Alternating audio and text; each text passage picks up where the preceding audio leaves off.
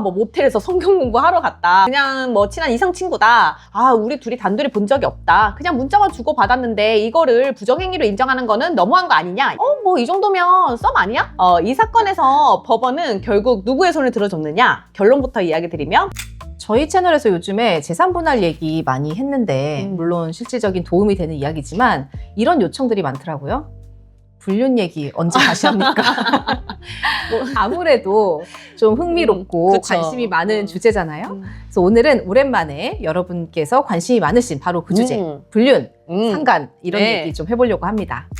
상담을 하다 보면 정말 별별 스토리가 다 나오잖아요. 그래서 사실 오늘 소개해드릴 케이스도 막 처음 들었을 때 아, 이게 진짜 판결이 나왔다고? 라고 생각했던 케이스인데요. 많은 분들이 이렇게 생각하시잖아요. 아, 몸을 썩어야 불륜이지. 뭐 카톡 몇 번 한 걸로, 그쵸? 카톡 몇 번 한 걸로 상간자라고 하면 너무한 거 아니야? 라고 생각하시는데 오늘은 이제 그 오해를 이제 한 번에 정리해 드리려고 하고요. 비슷한 상황에 계시다면 무엇을 준비하셔야 하는지까지 차근차근 이야기 나눠보도록 하겠습니다. 네, 먼저 오늘 이야기할 사건 이해하기 쉽도록 A, B, C로 가명 처리를 해서 설명을 해보겠습니다. A는 아내이고 B는 남편이고 이제 결혼 15년 차 된 부부였습니다. 아이도 있고 겉으로 보기에는 이제 평범한 그런 단란한 가정이었는데요. 어느 날 B가 이제 남편이 친구들과 여행을 갔다가 C라는 여성을 우연히 만나게 됩니다. 여기까지만 들으면 여행지에서 알게 된 지인 한 명 생겼구나 뭐 정도로 생각하실 텐데 실제로 많은 사건이 이렇게 굉장히 사소한 계기에서 이제 비롯됩니다. 네. 문제는 그 다음인데요. 여행이 끝난 뒤에도 연락이 이어지기 시작합니다. 처음엔 안부 인사, 뭐 날씨 얘기하고 뭐 하다가 이제 점점 강도가 세지는 거죠.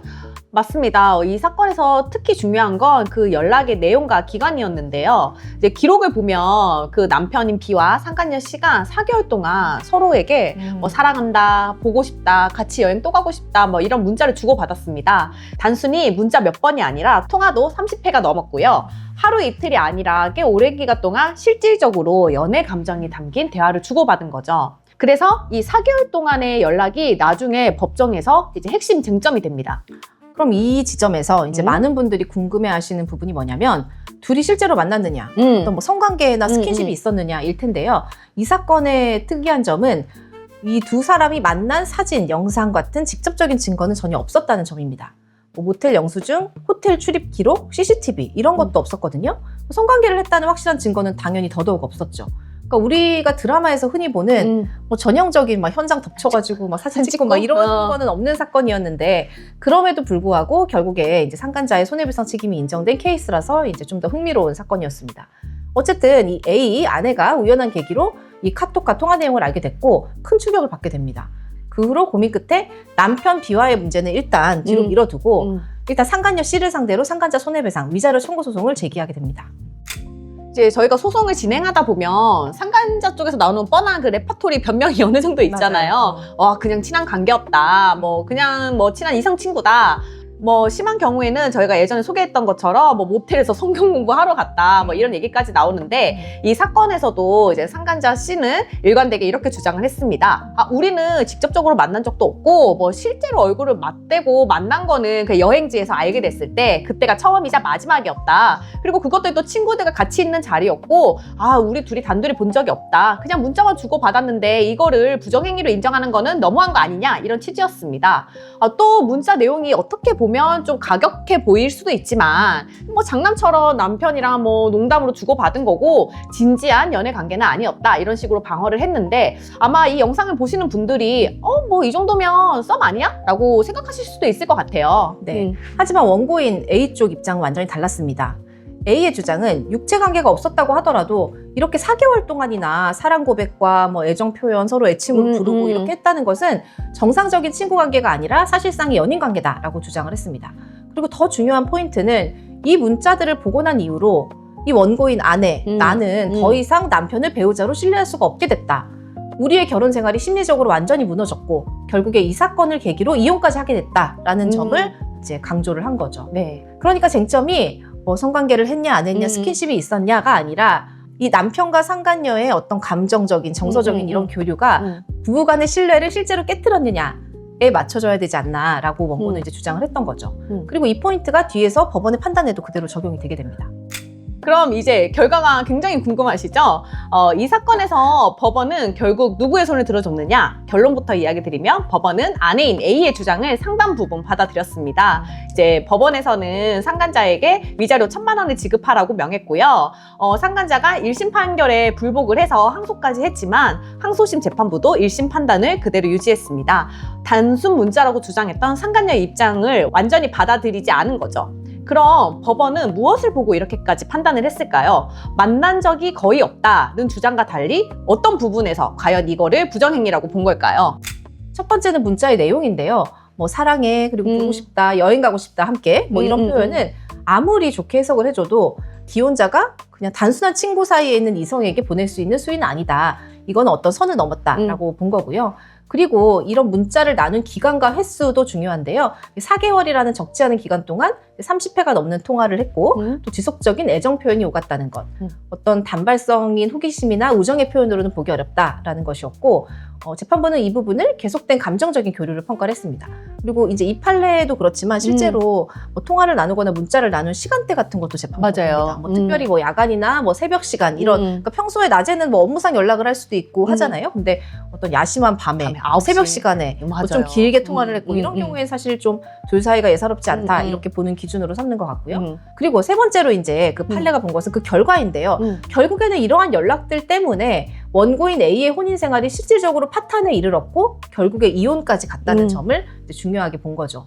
단순히 A가 이걸 보고 아 기분 나쁘네, 내 기분 상했네 이런 정도가 아니라 이제 혼인 관계가 현실적으로 유지되기 어렵다, 우리 부부 관계의 신뢰 관계가 깨졌다 이런 지경까지 갔다는 겁니다. 그래서 요약하면 법원이 보는 건 어떤 스킨십을 했냐 안 했냐, 뭐 성관계를 했나 안 했나 이 부분도 물론 중요하겠지만 네. 실제로는 이 관계의 성격이 어떤 연인 관계인지 그리고 그로 인해서 이 부부의 혼인의 신뢰 관계가 정말 깨졌는지 이런 것들을 이제 오히려 기준으로 본 거죠. 그러면 이쯤에서 이제 저희가 평소 상담하다 보면 많이 받는 질문들을 몇 가지 짚어볼까 합니다. 이제 첫 번째는 선풀만 달았는데요. 뭐 인스타에 지인이 막 사진을 올려서 뭐 예쁘다, 멋지다, 뭐 대박이다. 요즘 대박이라고 그냥 표현하나요? 찬사를 보냈을 뿐인데 그렇죠. 찬사를 보냈는데 배우자가 이거를 보고 기분을 나빠하면 이것도 불륜 아니냐, 네. 이걸로 싸움이 나는 경우가 사실은 좀 있잖아요. 기분 나쁠 수 있는데 이게 불륜아. 그러면서 이제 실제로 이 정도도 문제가 되나요? 라는 그 상담 문의를 좀 종종 받는데요. 결론부터 이야기를 드리면 사실 이 정도 수준으로는 이제 법적으로 문제되는 이제 부정행위라고 보기는 어렵고요. 다만 여기서도 어느 정도 선이 있죠. 그래서 댓글 내용이 뭐 사랑하고 있다, 뭐 밤마다 생각난다라고 하면서 연애 감정이 그대로 드러나는 표현이고 이제 특정한 한 사람에게 그러한 감정을 표현하고 있다면 이야기가 달라질 수 있습니다. 두 번째로 상담에서 이제 많이 듣는 질문이 바로 이건데 상간자인 피고 입장인데 좀 억울한 분들이 가끔 있습니다. 그러니까 정말 결혼한지를 모르고 만났다는 거예요. 유부남, 유부녀, 뭐 가정이 있는 사람인지를 모르고 이제 교제를 했다라고 이제 주장하시는 분들이 있는데 이런 경우에 이제 정말로 상대방이 기혼자인지를 몰랐다면은 다투어볼 여지는 있습니다. 문제는 그냥 몰랐다라고 말만 한다고 해서 재판부가 믿어주지는 않을 거고요. 맞아요. 뭐 같이 여행을 갔다거나 집에 여러 번 드나들었다거나 교제 기간이 꽤 길면서 주변 사람들에게도 커플처럼 행동을 했다면 재판부 입장에서는 이 정도 상황이면 결혼 여부를 확인할 기회가 충분히 있었는데 일부러 눈 감은 것이 아니냐라고 볼 수도 있거든요. 그래서 이제 실무에서는 정말로 이제 모를 사정이 있었는지 이제 철저하게 정말 숨겼을 수도 있잖아요. 맞아요. 예를 들면 카카오톡 프로필 같은데 뭐 가족 사진이나 이런 걸로 숨기고 노출이 되는데 막 그 이중으로 카카오톡 맞아요. 프로필을 멀티 멀티 프로필. 프로필을 맞아요. 사용해가지고 철저하게 숨겼다든지 아니면은 뭐 친구들과의 모임에는 절대 차단을 해가지고 뭐 그렇게 했다든지 아니면 내가 사실은 결혼했었는데 지금 이제 이혼했다 뭐 이런 정말로 그런 거짓말을 한 그런 증거가 있다고 하면 그런 증거들로 이제 다퉈볼 수가 있는 거고 실무에서도 정말 이런 증거가 있는지를 구체적으로 따져서 이제 판단을 하게 됩니다. 이제 마지막으로 현실적인 조언을 드리면서 이제 마무리하려고 하는데요. 먼저 배우자의 부정행위로 상처를 입으신 분들 입장에서는 어떤 점을 가장 신경 써야 하냐면요. 당연히 이제 증거 확보가 중요합니다. 증거는 내가 아무리 감정이 파도처럼 휘몰아치더라도 그쵸. 정말 냉정하게 치밀하게 확보를 해야 되고요. 특히 이제 뭐 휴대폰에 많은 증거가 있거든요. 그래서 이제 화가 나서 휴대폰을 부숴버린다거나 아니면은 막 손이 떨리고 막 이런 상황에서 막 실수로 지워버린다거나 막 이런 행동을 절대 해서는 안 되고 반드시 이제 배우자의 휴대폰에서 뭘 확인했다 그러면 그걸 내 휴대폰으로 찍어 놓는다든지 냉정하게 그렇게 증거를 확보하시는 게 중요하고 두 번째는 이제 법률 전문가의 상담 타이밍인데요.